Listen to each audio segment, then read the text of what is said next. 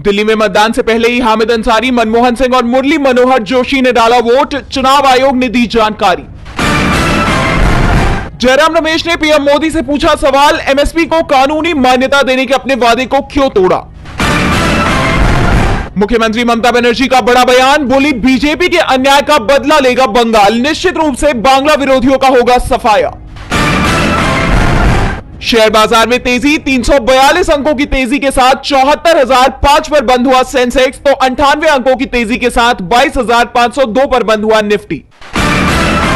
लोकसभा चुनाव के लिए संबंधित निर्वाचन क्षेत्रों में राजनेताओं का तांता लगा हुआ है। सभी राजनीतिक दलों के नेताओं ने जनता के बीच अपना संदेश पहुंचाने के लिए, उनसे वोट की अपील करने के लिए पूरी ताकत झोंक दी है। कांग्रेस सांसद राहुल गांधी की आज चांदनी चौक में रैली रही, तो वहीं उन्होंने बीजेपी पर निशाना साधते हुए ट्वीट किया कि नरेंद्र मोदी ने किसानों को 3 काले कानून दिए थे, हम उनके लिए 3 संजीवनी लेकर आए हैं। पहली संजीवनी एमएसपी की कानूनी गारंटी, दूसरी संजीवनी कर्ज माफी और जीएसटी मुक्त किसानी, तीसरी संजीवनी 30 दिन के अंदर फसल बीमा की रकम का भुगतान।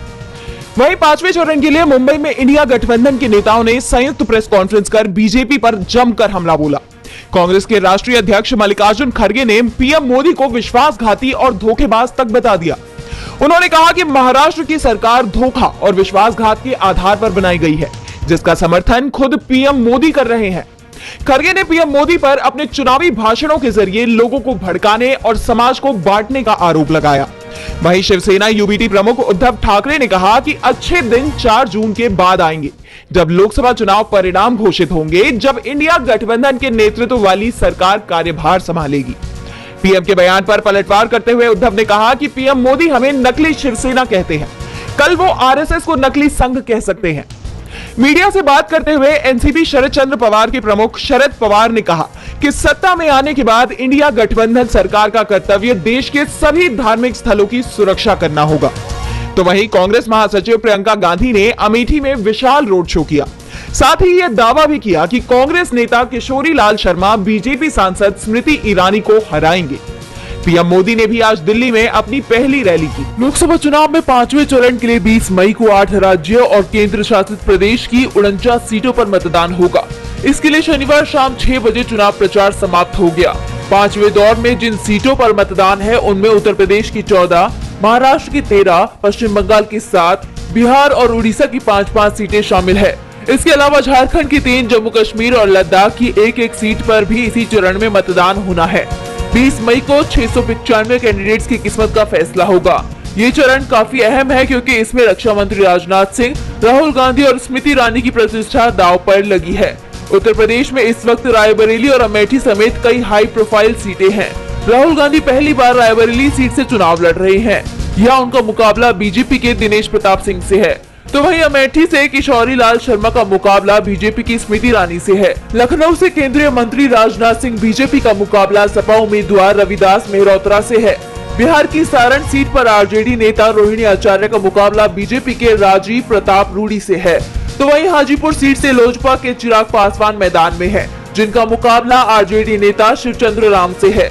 जम्मू कश्मीर की बारामूला सीट पर नेशनल कॉन्फ्रेंस के जेकेएनसी के उमर अब्दुल्ला का मुकाबला पीडीपी के मीर मोहम्मद फयाज से है। बीजेपी कार्यालय पर आपका हल्ला बोल। रविवार को 12 बजे दिल्ली के सीएम अरविंद केजरीवाल अपने समर्थकों के साथ बीजेपी कार्यालय जाएंगे। उन्होंने बीजेपी को चुनौती दी है कि वो आपके जिन नेताओं को जेल में डालना चाहती है उन्हें जेल में डाल दे। वो जेल का खेल खेल रही है, उसे जनता समझ चुकी है। बीजेपी दिल्ली की जनता को खुश नहीं देखना चाहती है। मुझे, मनीष सिसोदिया, संजय सहित को जेल में डाल दिया। केजरीवाल ने बीजेपी पर गंदी राजनीति के आरोप लगाए। दरअसल केजरीवाल के पीए विभव कुमार को शनिवार को दिल्ली पुलिस ने सीएम आवास से गिरफ्तार कर लिया। विभव ने 30,000 कोर्ट में अग्रिम जमानत लगाई थी, लेकिन याचिका पर सुनवाई से पहले ही उनकी गिरफ्तारी हो गई।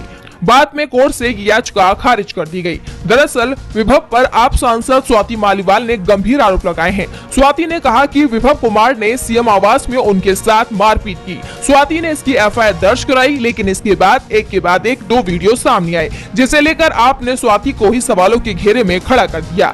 आप विधायक और दिल्ली सरकार में मंत्री आतिशी ने कहा कि स्वाति ने जो भी आरोप लगाए हैं वे पूरी तरह से झूठे दिखाई दे रहे हैं। जो वीडियो सामने आए हैं उसमें साफ दिख रहा है कि स्वाति मालीवाल के साथ किसी तरह का दुर्व्यवहार गिरफ्तार नहीं किया गया है। स्वाति बीजेपी के इशारे पर आरोप लगा रही है क्योंकि एसीबी की जांच में वो फंसी हुई हैं। अगर उनके फोन कॉल की जांच की जाए तो सच्चाई सामने आ जाएगी। इस समय बीजेपी हर तरफ से घिरी हुई है। एक तरफ कर्नाटक के मामले में जहां विपक्ष बीजेपी को घेरे हुए है, तो वहीं अब उसकी सरकार के मंत्री ने ही अपनी सरकार पर भ्रष्टाचार के आरोप लगाए हैं।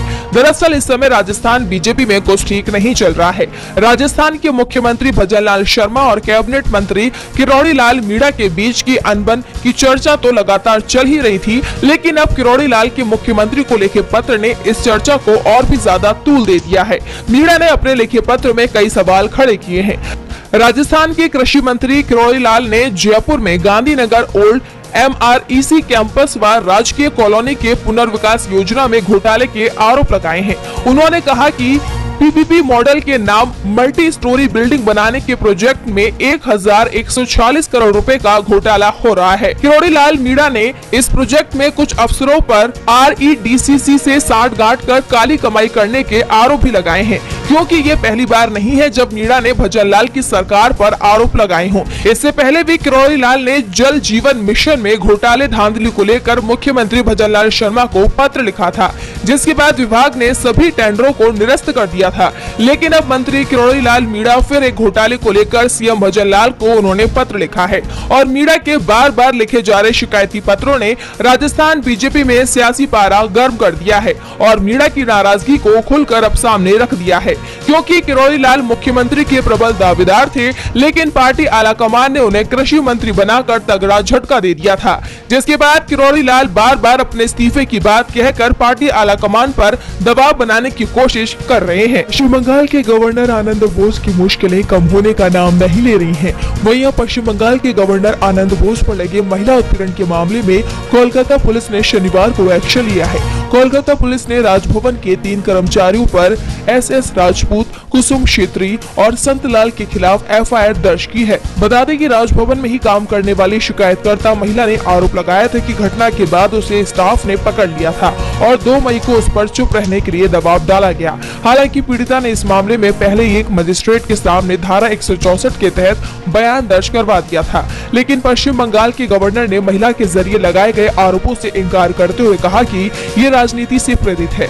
उनका कहना है कि वे बंगाल के लोगों की शिकायतों को मुखरता के साथ उठा रहे थे, लोगों से मुलाकात कर रहे थे, इसीलिए उनके खिलाफ साजिश रची गई है और गवर्नर ने राजभवन के CCTV देने से इनकार भी कर दिया था, जिसके बाद ये मामला शांत भी नहीं हुआ था।